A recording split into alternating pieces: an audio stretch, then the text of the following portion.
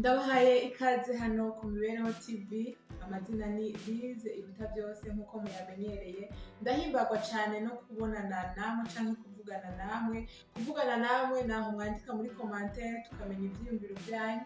Uno munsi nkaba nzabona ibintu bitatu wokora kugira ngo wubahwe aho utumbereye aho uri hose. Mbega uramaze kwibaza igituma abantu batakubaha muri societe kanaka, aho uri, aho ubaye, aho ukorera, mu muryango, ugasanga ntiwubashwe? Ngibi ibintu bitatu wokora kugira ngo ukubaho kwawe uje ku rwego rwo hejuru. Karibu ni ku Mibereho TV, aho tuvugana utuntu n'utundi mu bijyanye n'ubuzima bwa misi yose tubayemo. Nkaba ndabasaba bashasha kora subscribe canke abonema, ufyondaho hepfo handitse ijambo ritukura. Nimba telefone yawe iri mu Congereza ni subscribe fyondako, nimba iri mu Gifaransa ni s'abone naho fyondako. Uzoba ubaye umunywanyi w'Imibereho TV. Ntimwibagire gufyonda na karya gakengeri kari hirya, kazobafasha mu gihe cyose tuzoba dusohoye video nshasha hano ku Mibereho TV. Muzoca mubona notification kuri telefone zanyu zibereka ko hariho gishasha hano ku Mibereho TV. Ndasubiye kubaha ikaze.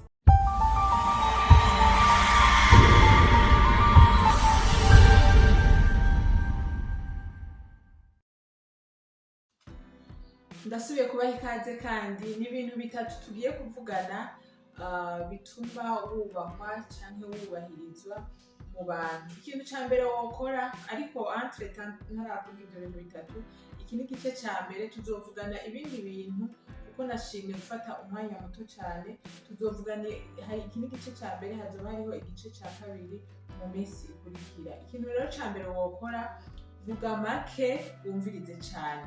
Abantu turafise ingorane zo kuvuga z'ururimi, ugasanga uravuze amajambo menshi, ugasanga uriko uravuga ibintu bidakenewe, aho uriko uritesha agaciro mu bantu, biratuma abantu batakubaha.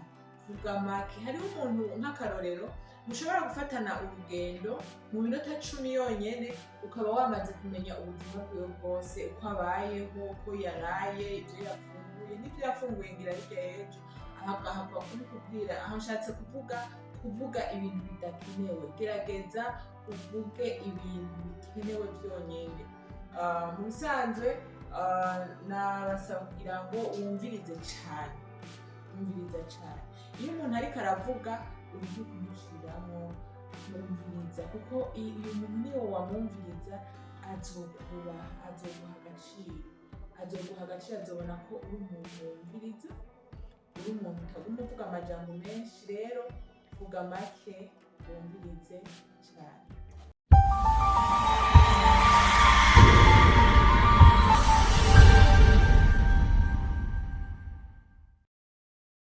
Nuko ikintu ca kabiri wokora, nuko woshiraho uburimbi mu buzima bwawe, ukamenya kuvuga oya aho bikenewe, ukamenya kuvuga ijambo oya. Kenshi biratugora. Shiraho uburimbi, kamenye ati aha ntiharengwa. Musanze nk'akarorero notanga, hariho igihe usanga umuntu wari ufise porogaramu kanaka, ukavuga ati narifise porogaramu yo kugenda gukora ikintu kanaka, ugaca usanga mugenzi wawe ariko aragutelefona agutesha iyo porogaramu, akakubwira ikindi kintu utari wateguye. Nk'akarorero akakubwira ati kanaka ntiduherutse kuja kumuramutsa, kuja kumutemberera par exemple, ugasanga ni iyindi porogaramu ashaka kukuzanamo wewe utari wateguye. Menya kuvuga oya. Ntaco uzoba, nta kintu na kimwe uzobura ngo nuko wavuze ngo oya. Uwo muntu rero azoca atangura kukubahiriza, akabona yuko si byose uza urakurikira. Niyabona ukurikiza porogaramu yawe azokubahiriza. Apana kuguma uvuga ati ego, ikintu cyose ego.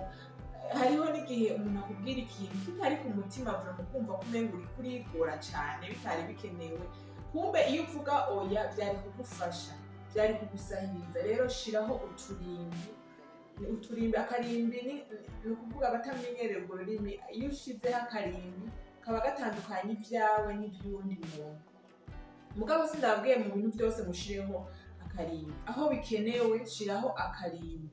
kugira ngo umuntu areke kuguma kwinjira umwanya wose akwinjira mu buzima bwawe. Gerageza kwiyubahiriza, niba bikora uzoba uri kuriyubahiriza kuko azoba azi ko atari kenshi wama uvuga ati ego twende tu, ibintu byose twende tu, oyaye. Arazomenya ko kanaka ntibapfa kumwurirako, ntibapfa kumuhunyurako, azomenya ko hariho ibintu uba wishiriyeho, amategeko wishiriyeho adategerezwa kuguma arenga. Rero shiraho uburimbi, umenye kuvuga oya aho bikenewe. Aho bidakenewe nawe urashobora kwemera nta na kimwe, mugabo aho bikenewe menya kuvuga ijambo oya. Muri ico gihe abantu bazokubaha, bazokubahiriza kuko bazoba bazi ko uri umuntu aturirirwako.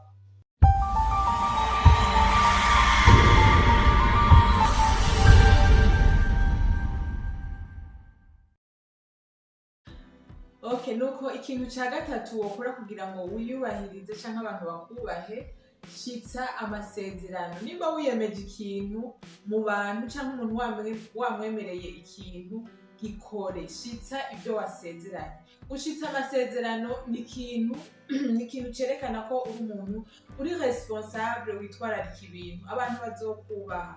Hariho umuntu ashobora kukwemerera ikintu kanaka ukarindira akaguha n'isango, mugabo ukarindira ukabura. Ni byiza rero ko gushitsa ibyo wiyemeje. Gushitsa ibyo wiyemeje biratuma byerekana ko uri umuntu, donc uri umuntu wiyubahiriza. Ni nko kwiyubahiriza mu bisanzwe, kuko aho uri kurevita ijambo kubesha. Mu bisanzwe kubesha si byiza, kubesha ni bibi cyane. Gushitsa ico wasezeranye kizotuma abantu bakubaha, abantu bavuga ati uriya muntu iyo yemeye ikintu aragishitsa. Ego, murakoze cyane, sinobarambira, nashatse gutwara iminota myinshi. Murakoze ku mwanya mwampaye mu gukurikirana kino kiganiro. Tuzobandanya n'ibindi bintu mu kiganiro kizokurikira. Tuzobandanya n'ibindi bintu ushobora gukora kugira ngo wiyubahirize muri sosiyete, ubeho wubashwe, ubeho wiyubashe, kandi ubeho n'abandi bantu bakubashe. Mwakoze cyane. Ni ku Mibereho TV, mubandanye mukurikirana ibiganiro bica hano, mukore partage kuri bashasha, ku bagenzi banyu mukore partage kugira ngo abandi bashobore kubona cyangwa kumviriza bino biganiro bica hano. Nuko ndabashimiye cyane, Imana ibahezagire, naho ubutaha.